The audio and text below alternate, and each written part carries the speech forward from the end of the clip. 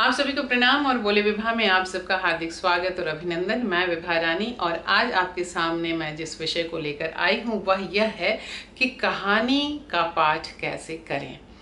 आप कहानी का पाठ कहते हैं, मैं उसे कहानी का परफॉर्मेंस कहती हूँ, यानी उसे प्रस्तुति कहती हूँ। क्योंकि मेरी नज़र में हर चीज़ जो हम अच्छे तरीके से उसके करते हैं उसे हमें उसका एक आर्ट होता है और उस आर्ट को हमें आना चाहिए। आप कहानी किसी की भी पढ़ सकते हैं, चाहे वो प्रेमचंद की हो, मंटो की हो, उदय प्रकाश की हो या कामतानाथ जी की हो, रमाकांत की हो, किसी की भी, भीष्म साहनी को, किसी भी मतलब किसी की भी, फणीश्वरनाथ रेणु की, किसी की भी कहानी आप पढ़ सकते हैं।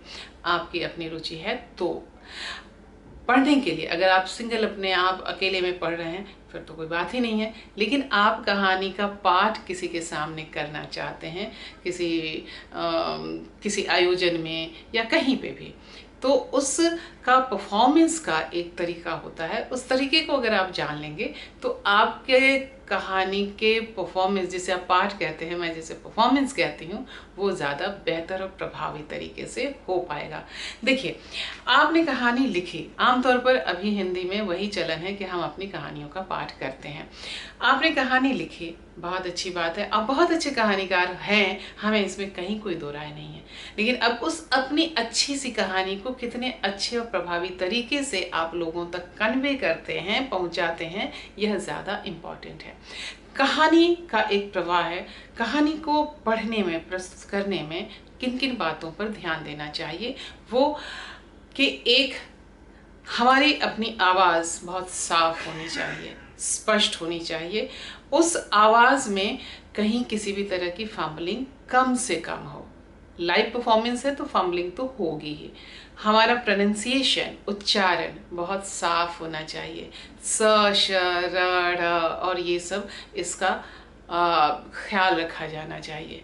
तीसरे, जो एक रीजनैलिटी का जो असर होता है, उस रीजनैलिटी को पढ़ने के समय उसे कम से उसे दूर रखना चाहिए, उससे दूर हटना चाहिए।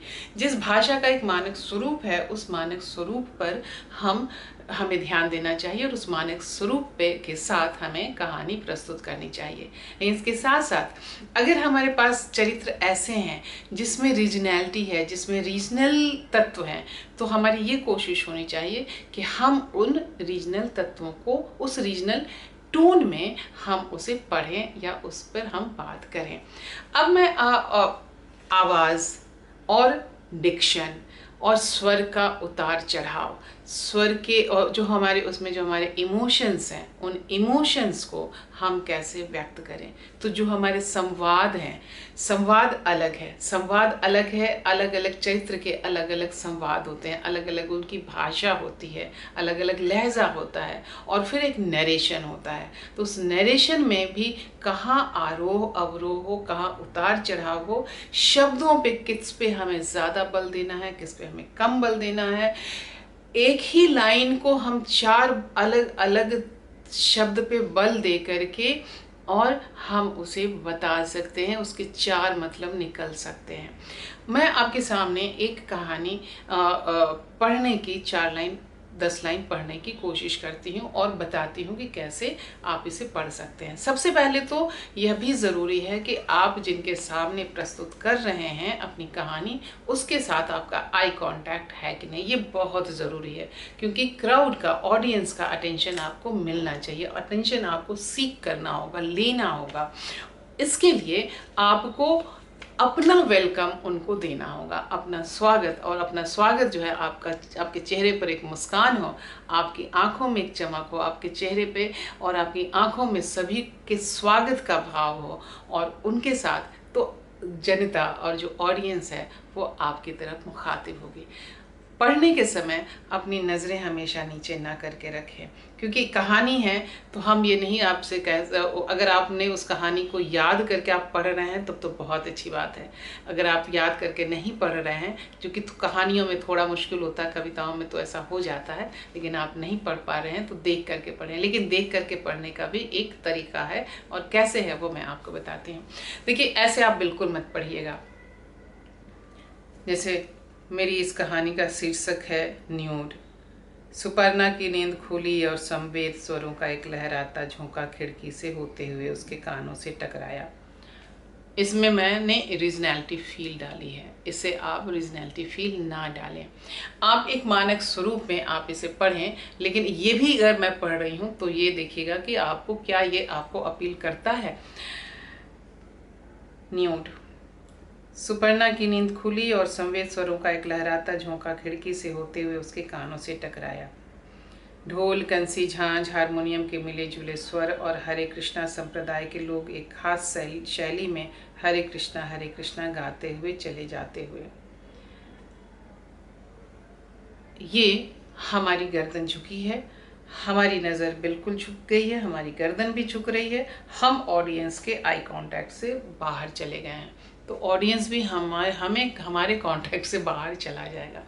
अब आप कहानी को लेकर के, आपकी कहानी इधर हो, आपका फेस इधर हो, आपने जो कहानी की किताब या अखबार या डायरी या पन्ना आपने रखा है, उसे आप थोड़े से एंगुलर में, थोड़े से आप तिरछे में रखें, आपका सर ऐसे हो, और जब आप पढ़ें उसके बाद कुछ यहाँ पढ़ें और फिर ऑडियंस की तरफ थ्रो जो है वो ऑडियंस की तरफ होना चाहिए। अब देखिए, सुपर्णा की नींद खुली और संवेद स्वरों का एक लहराता झोंका खिड़की से होते हुए उसके कानों में टकराया। ढोल, कंसी, झांझ, हारमोनियम, अब ये 4 वाद्य यंत्र हैं, तो उसके बारे में आपको कॉमा देते हुए थोड़ा सा पॉज देते हुए आप बोलेंगे तो लोगों को समझ में आएगा। ढोल, कंसी, झांझ, हारमोनियम के मिले जुले स्वर और हरे कृष्णा संप्रदाय के लोग एक खास शैली में हरे कृष्णा गाते चले जाते हुए। उर्दू के शब्दों का इस्तेमाल हम करते तो हैं, लेकिन उसके तलफ़ुज़ में हम सावधानी नहीं बरतते हैं और उसका नतीजा होता है कि वो कानों में से ठक से लगता है। तो ज़रा उसके ऊपर भी आप ख्याल रखेंगे और ध्यान देंगे। दूसरी बात है, जो रीजनल इफ़ेक्ट है, मान लीजिए कि मैं जैसे इस कहानी जो मैं पढ़ रही हूँ, इसमें बांग्ला का टोन है, बांग्ला में संवाद भी है। आप अगर बांग्ला जानते हैं, क्योंकि आप अपनी कहानी लिख रहे हैं, तो चूंकि आपकी कहानी है, तो अगर आप बांग्ला आप लिख रहे हैं उसमें बांग्ला, तो इसका मतलब कि आप बांग्ला जानते होंगे। तो बांग्ला का संवाद जो है, बांग्ला भाषा का संवाद, आप थोड़े बांग्ला टोन में आप पढ़ेंगे तो वो ज़्यादा खूबसूरत लगेगा। अब जैसे मैं यहाँ पढ़ती हूँ,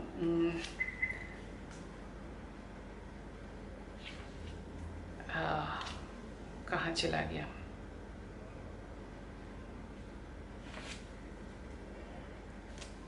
है, और देखिए मेरे मुंह से है निकल गया, हाँ की जगह ये बांग्ला है।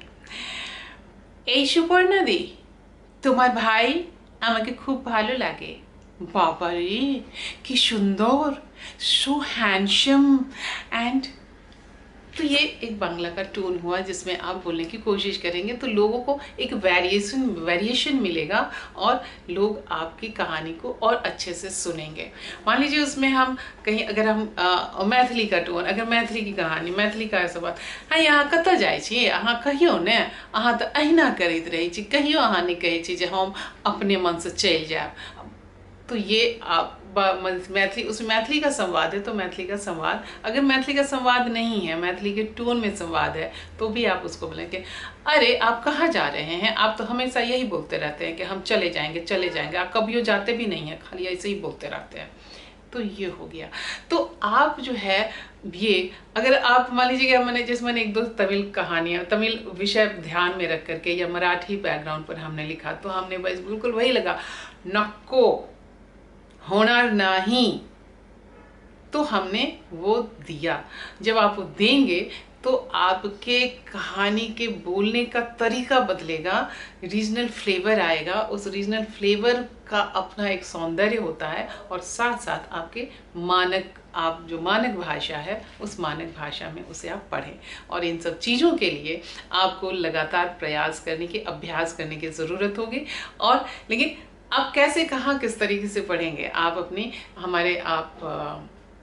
सोलो परफॉर्मेंस क्लास में आप आएँ और इसके सारे नुएंसेस कैसे हैं, किस तरीके से है, वो उसकी जानकारी लें। आपका मन करे आप ज़रूर आएँ, आपका स्वागत है। और इस बीच अगर आपने अभी तक हमारा चैनल सब्सक्राइब नहीं किया है तो चैनल सब्सक्राइब कर लीजिए, बेल आइकन दबा दीजिए, लाइक कीजिए, कमेंट कीजिए, शेयर कीजिए। और अगर आपको लगता है कि आपके किसी विषय पर मैं बात कर सकती हूँ और मेरी कैपेसिटी में हुआ तो आप यूट्यूब कमेंट पर ज़रूर लिखें, हम उस पर बात करने की कोशिश करेंगे पूरी की पूरी। और अगर आपको लगता है कि पोलियो विभाग के हमारे प्रोग्राम को आप सपोर्ट कर सकते हैं, करना चाहते हैं, तो आपका हार्दिक स्वागत है। हमारा गूगल पे नंबर है 8879770891। आपसे फिर मुलाकात होगी कल किसी और विषय के साथ। तब तक के लिए आपका नमस्कार, धन्यवाद और अपना ख्याल रखिए, क्योंकि आप हैं तो हम हैं। जी बहुत बहुत धन्यवाद।